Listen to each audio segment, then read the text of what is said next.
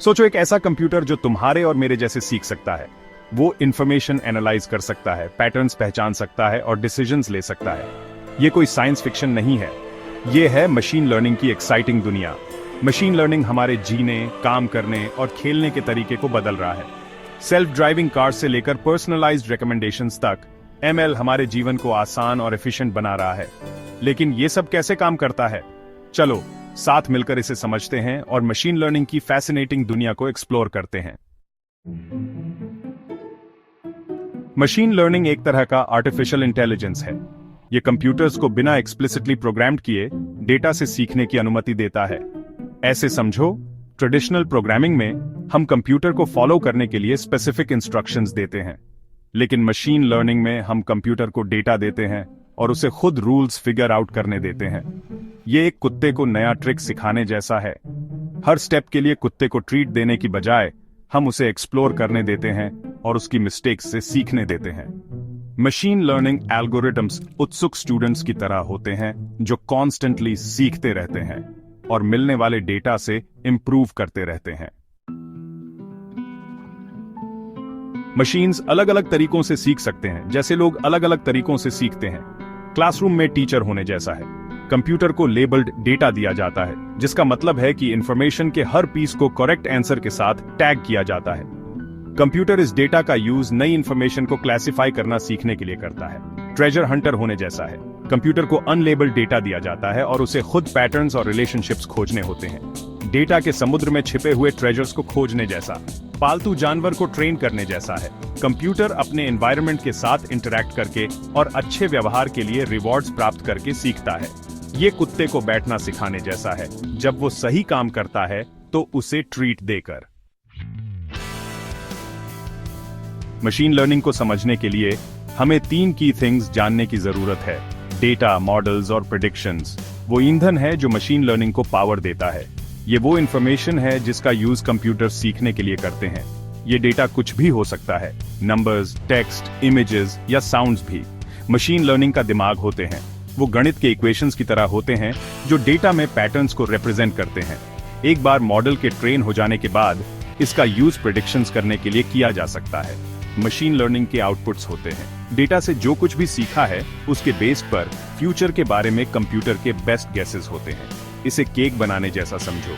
Recipe model है, ingredients data हैं और डिलीशियस केक प्रेडिक्शन है। Section 5, machine learning in action from spam filters to your favourite movies. Machine learning हर जगह है। इसका यूज अनगिनत एप्लीकेशंस में होता है, साधारण से लेकर असाधारण तक। कभी सोचा है कि आपके ईमेल को स्पैम फिल्टर करना कैसे पता चलता है? ये मशीन लर्निंग का कमाल है। स्पैम फिल्टर्स अनवांटेड ईमेल्स को आइडेंटिफाई और ब्लॉक करने के लिए मशीन लर्निंग एल्गोरिथम्स का यूज करते हैं। नेटफ्लिक्स या स्पॉटिफाई पर पर्सनलाइज्ड रिकमेंडेशंस पाना अच्छा लगता है।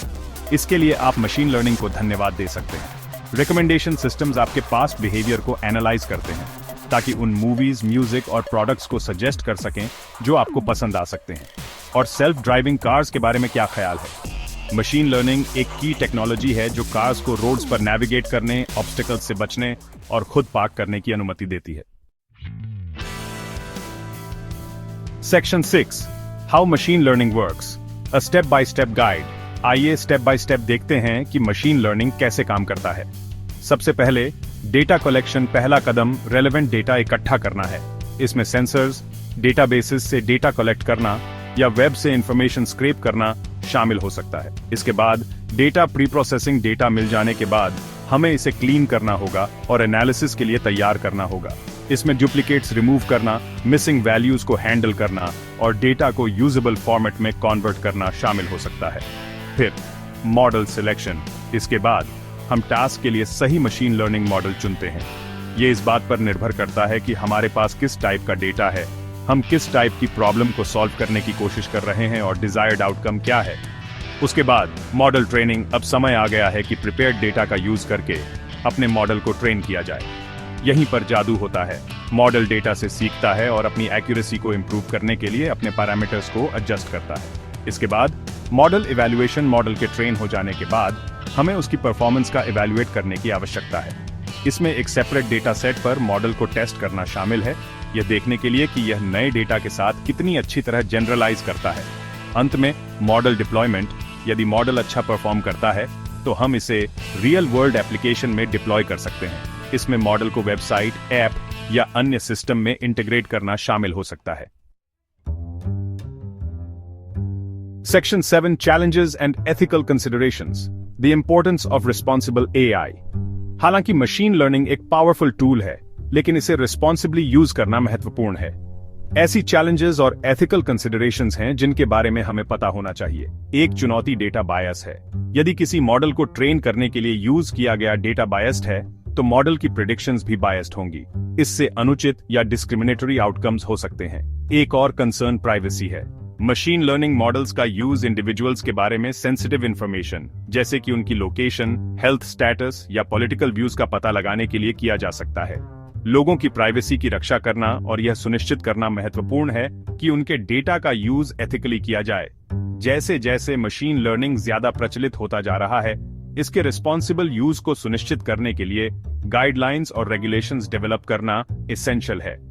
हमें यह सुनिश्चित करने की आवश्यकता है कि एआई पूरी मानवता को लाभान्वित करे, न कि केवल कुछ चुनिंदा लोगों को। Section 8.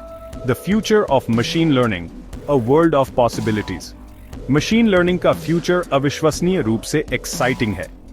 जैसे जैसे टेक्नोलॉजी का विकास होता रहेगा, हम वेरियस फील्ड्स में एमएल के और भी इनोवेटिव एप्लीकेशंस देखने की उम्मीद कर सकते हैं।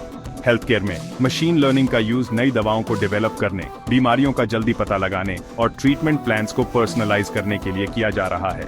फाइनेंस में एमएल फ्रॉड का पता लगाने, रिस्क मैनेज करने और पर्सनलाइज्ड फाइनेंशियल एडवाइस प्रदान करने में मदद कर रहा है।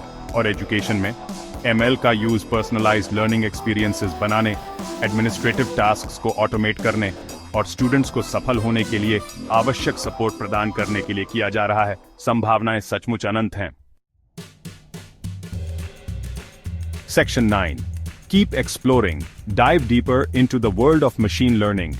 ये तो बस मशीन लर्निंग की फैसिनेटिंग दुनिया की एक झलक है। अगर आप और जानने में इंटरेस्टेड हैं, तो ऑनलाइन और लाइब्रेरीज में अनगिनत रिसोर्सेज अवेलेबल हैं। आप ऑनलाइन कोर्सेज, ट्यूटोरियल्स और यहां तक कि open source machine learning libraries भी पा सकते हैं, जो आपको अपने मॉडल्स के साथ एक्सपेरिमेंट करने की अनुमति देती है। तो आप किसका इंतजार कर रहे हैं? इसमें डाइव करें और मशीन लर्निंग की पावर को डिस्कवर करें।